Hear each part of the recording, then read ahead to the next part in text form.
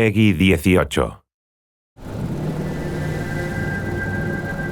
Whenever we plan an add-on, we always want to take the player somewhere new, a new place with new stories and new experiences. Far Harbor is the largest landmass we've ever made for an add-on.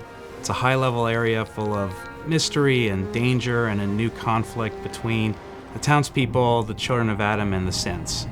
So we decided to go to Maine, mostly because we wanted to extend the sort of New England feel that we had in Fallout, but take a place that was more rugged and like a harsher terrain, and then build on that, make something that was sort of a feral experience. Most of the town is actually destroyed, and the inhabitants live on the very edge of the town on a dock. So you first arrive to this island, and it's a huge island. You're not sure where to go, and you're pointed to old Longfellow, who's this salty fisherman you meet in an inn. This is now your guide to the island. I got better things to do than guide fools to their death. When we looked at making the people who live in Far Harbor, we thought about how would people survive in this horrible irradiated mist. And we knew before all this would have happened, they would have been fishermen. They survived up here on their own and could take care of themselves. So that's sort of reflected in their clothing and then the armor that they wear. They have large meat hooks for melee weapons, and we added a harpoon gun that's really powerful and does a lot of damage.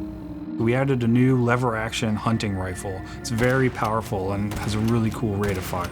We added a whole new combat armor at the very top level called the Marine Combat Armor. It's the best armor you can get, short of wearing the power armor.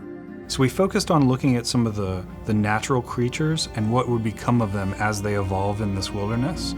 So we added something called the Gulper, this sort of mutated salamander creature. We have the angler who's, through his physiology, absorbs the fog and then spits it at the player in flaming fireballs. We also have a fog crawler. It's sort of like a really large mutated mirelurk, and we added a lot of new creatures like this that would fit in the ecology of this new location.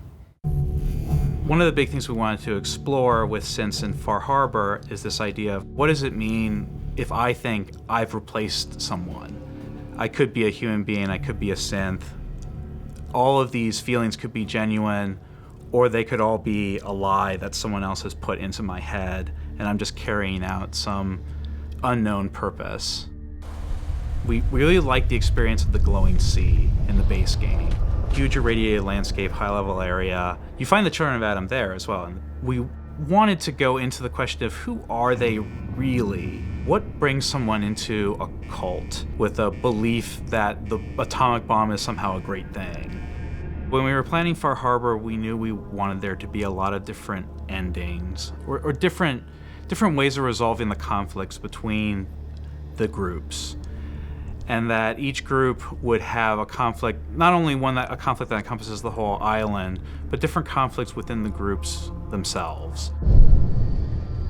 We hope you enjoy Far Harbor, and we can't wait to see what you discover and what choices you'll make.